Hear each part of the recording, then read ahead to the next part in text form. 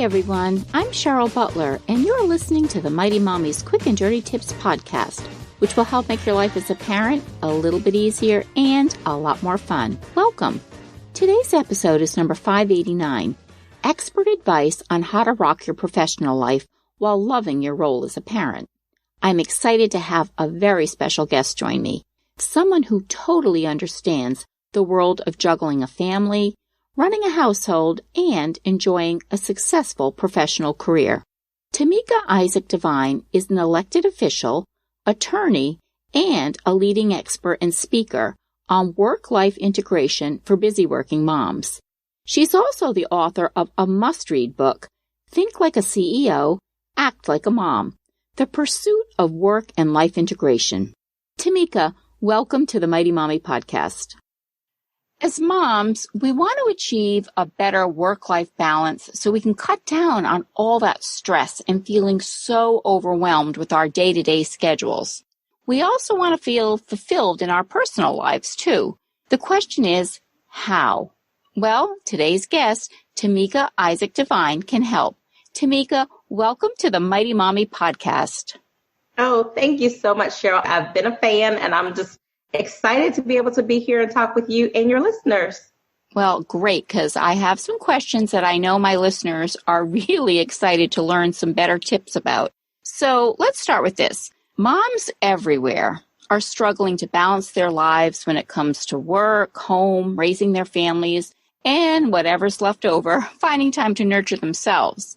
The challenge that we meet, though, is making it happen. And it sounds like you can help so many of us. So let's get started. First of all, you have a topic that you talk about quite frequently, which is called work-life integration. And I am so excited to learn more about that. So can you talk about that? So for me, I am a busy working mom like all of you. I'm a practicing attorney. I'm an elected official. I'm an entrepreneur where I do speaking and coaching. So I do a whole lot of stuff. And several years ago, I was like everybody else, just kind of constantly trying to excel professionally, but I felt like I was missing some stuff at home. And I felt just really depleted and depressed because I was trying to have that really elusive work-life balance that everybody asked for. And it just kind of occurred to me and it hit me one day when kind of all the balls were in the air and I was all over the place. And I'm like, what is wrong? I'm such a high achieving person. Why am I not getting this work-life balance? I realized the reason I wasn't achieving work-life balance is because it doesn't exist. It was kind of like the aha moment. I realized that, society has taught us for so long that we want to try and have work-life balance. And if we are not, the perfect wife and mom and being able to have this career and make, have dinner on the table when our, husband and kids get home and, we're not going to PTO meetings and, all that other stuff that, somehow we're failing and we're not. And so I really did some self-searching. I really looked at kind of my schedule and what I felt would work for me. And what I realized what worked for me, especially with my busy schedule and having my kids and wanting them to be a part of mommy and mommy success and what I do and understand what mommy does and why when I'm gone, I have to be gone. Part of that was integrating them into my career. And so the integration part, work-life integration for me is recognizing that who Tameika is a whole person, and that encompasses being lawyer and councilwoman and mommy. And so there is no on and off switch to turn off one role or take off one hat. It all is part of who I am. And so I had to embrace that's who I am and figure out how does all of that work together to bring me joy and to bring me comfort. And so that's what work-life integration is to me, is finding that integration between the important things in your life, whether it is your role as a wife and mom or daughter or sister, or your role as a professional working woman, and letting all that complement each other instead of competing for equal time. Oh my goodness, I love that. I mean, I'm a mom of 8 kids, and I work 2 full-time jobs. I do PTO, I help at my church, And, I try to squeeze in my walks in the morning and all of that. And this is always on my mind. So I'm already learning from you. So the work-life balance, we say, is it achievable for on-the-go moms? And what I'm hearing you say is yes, but how are we making that happen where we're balancing our work life? And I love your term integration. I like that even better than balancing. So how does that work? So I think where it first starts with, number one, giving yourself permission to allow your priorities drive your actions.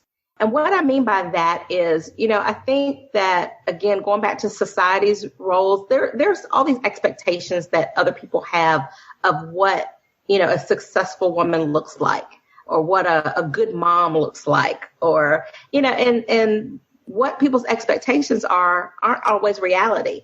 And what it might look like for one person might not be what it looks like for another. So, how we do that is giving yourself a permission to allow your priorities to drive your actions. And so if your priority is running that Etsy business and growing it to a, 7-figure business while still being home and being able to bake cookies for the kids and run carpool, that's what it looks like for you. And so when you allow yourself to let that be the priority that drives your actions, and so then you build your schedule around supporting the success of that, what that looks like for you, then you'll get to that quote balance, or at least really, I won't say balance, you'll get to that peace, and you'll get to that satisfaction, and you'll get to what I say is joy. Happiness is situational. Joy is always there. And that's really what we always want. We want that joy.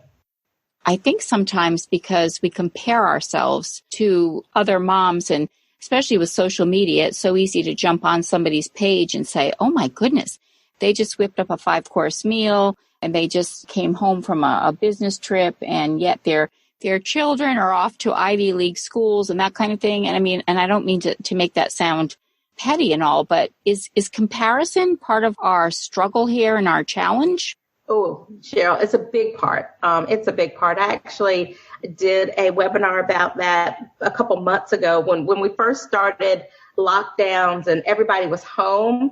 I started noticing on my page that folks were like really, really admiring what they thought would look great that other people were doing. And it dawned on me, I said, the saying that comparison is the thief of joy. And it really is. As we start comparing, like, oh my gosh, and I'll give you a funny story for me. So for Easter, that was like right after lockdowns. And I'm like, I've got a little bit more time at home. I'm going to, we're going to have the Easter egg hunt in the backyard. And we're going to make these really great Easter egg cookies. And I'm going to do this Easter breakfast. So my baby wanted to make bunny pancakes. So I did the pancakes, and I, tried to make the ears and the body, and I used the food coloring and other things to do things. And it tasted fine. It did not look good at all. But, I was like, okay. And so, but I was sitting there, and then I was looking through my social media feed, and one of my friends, who's actually a president of a college, and she is, has an amazing career, but she did this family breakfast, and she had, the bunny and the Easter eggs. And so it was just like, it was picture perfect. It was like Martha Stewart. And I'm sitting here like, oh my goodness, look at my little bunny and hers.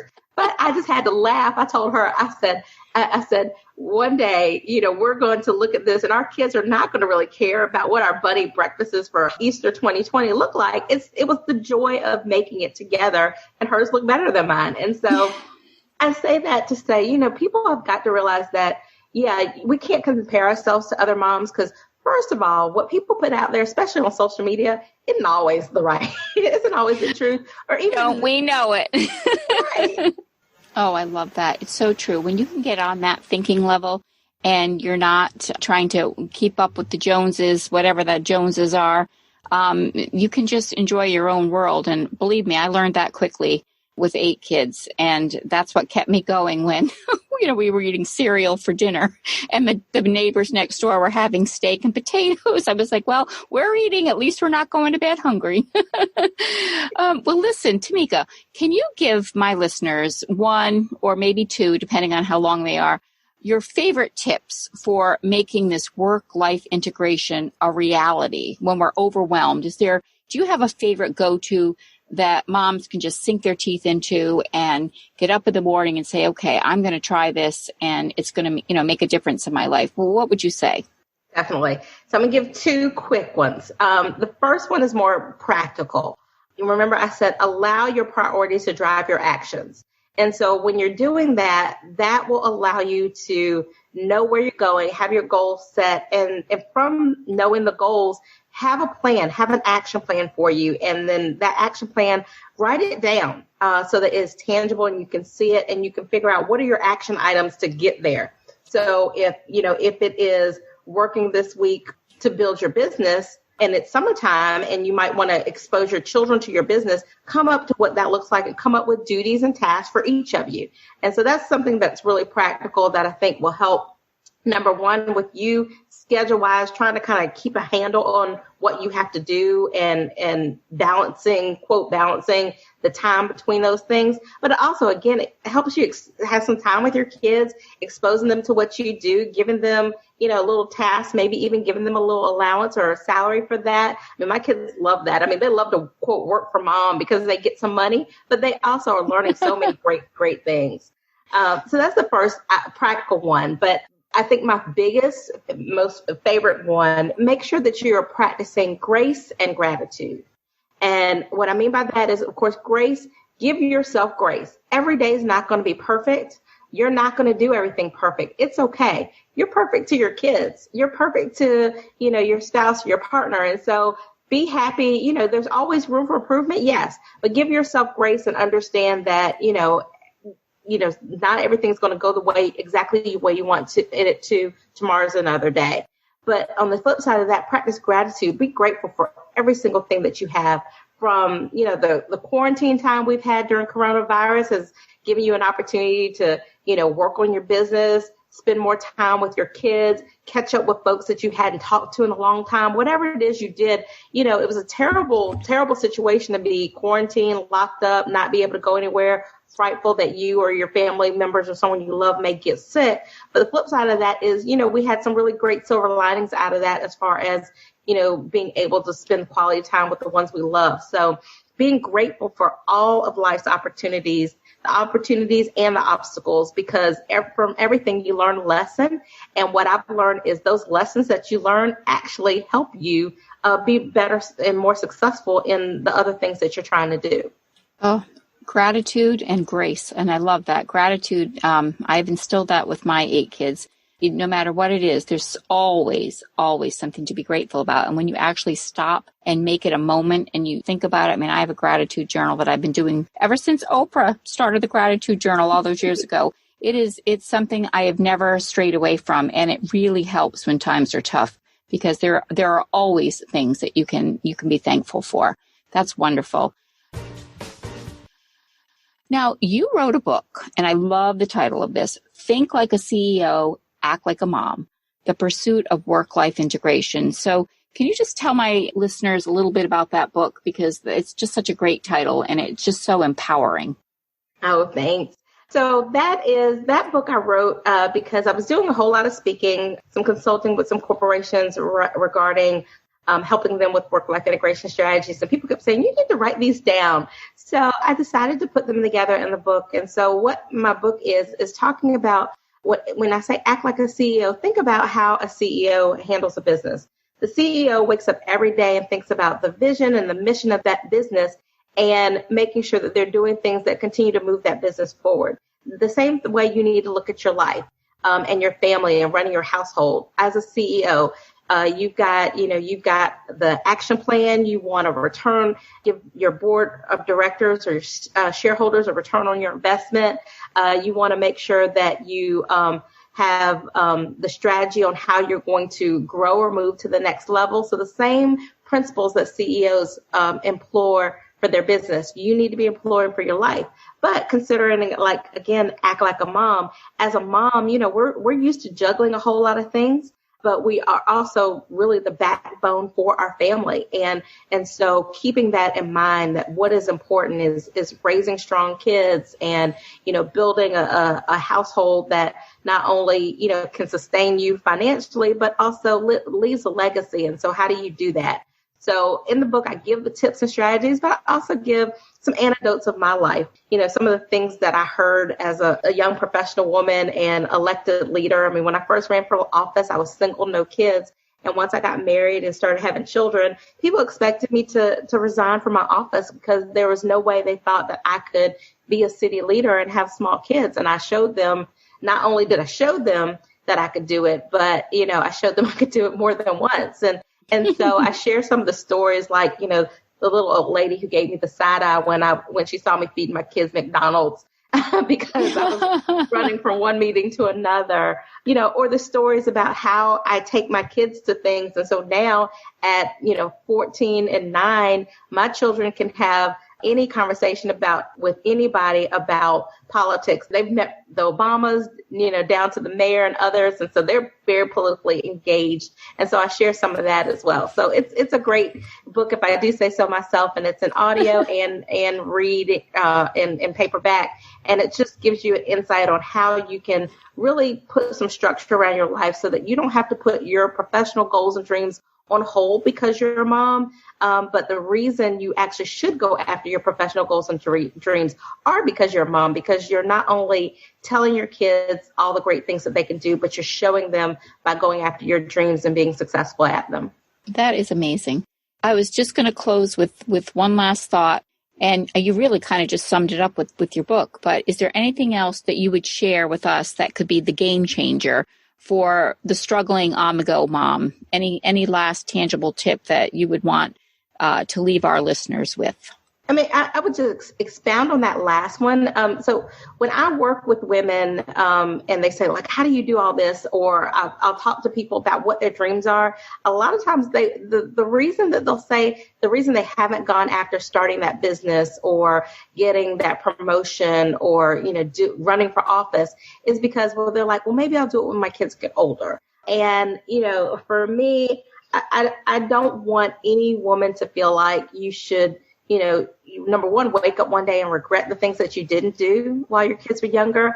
But I also want people to understand that, in this day and age, our children learn more from what they see us do than what we tell them. Talked about my kids. I mean, my 9-year-old is a best-selling author and has her own T-shirt line. That's not something mommy told her to do, but it's something she wanted to do. But it was based on the reality of seeing me do stuff. She knew she could do it. And so I just would leave with you that when you're making decisions about your life and the direction you want to go to, when you start having that little me in your ear and say, well, maybe this isn't the right time because ... think about why you want to do it and why you think you can't. And most of the time, it's the same reason. It's the folks that you love. And if you do it right, you are not only inspiring them and showing them all the great things, but they're also learning a whole lot about just going after their dreams by seeing you do it as well. And if you do it right, definitely you'll build a business that will give you the flexibility and the luxury to spend more time with them anyway. Oh, that's, I think, most of our dream is to be able to have a lot more time with our kids and to keep balancing our work life that we love and, just to make everything jive like that. So such great inspired advice. Hey, Tameika, where is the best place that my listeners can connect with you? Well, I'm on all social media, so they can put in Tameika Isaac Devine. I'm on LinkedIn, Twitter, Instagram, and Facebook. But they can also go to my website, and my website is adivinelife.com. And on my website, you can find out more about my coaching and consulting business. You can also, purchase my book or my daughter's T-shirts, or you can sign up for a free strategy session with me in my newsletter. And I'll tell you one thing, Cheryl, on my newsletter, I don't bombard anybody's email with, emails just to email them. I don't send newsletters like every week. I typically will send a tip or two here or there, but I also send some really useful like webinars when I do talk about tips and strategies, things that you can implement. So if anybody wants to sign up, if they go to adivinelife.com, they can do all of that there. Excellent. Oh, thank you so much. This has been such a great chat. So grateful to have you on the show today. I know my listeners are going to love it. I've learned stuff from you, and, I've been a mom for 27 years. You've inspired me. So this has been a real joy. Thank you so much. Thank you. Tameika, thanks so much for joining me today. and sharing these insightful and extremely helpful pieces of advice. You can find her book, Think Like a CEO, Act Like a Mom, The Pursuit of Work and Life Integration, on Amazon.com, and you can also connect with her on her website at www.adivinelife.com. Thanks for listening, and I hope you'll join me next week when we discuss the importance of kids and chores and some tips on how you can get them motivated to pitch in. Until next time, happy parenting.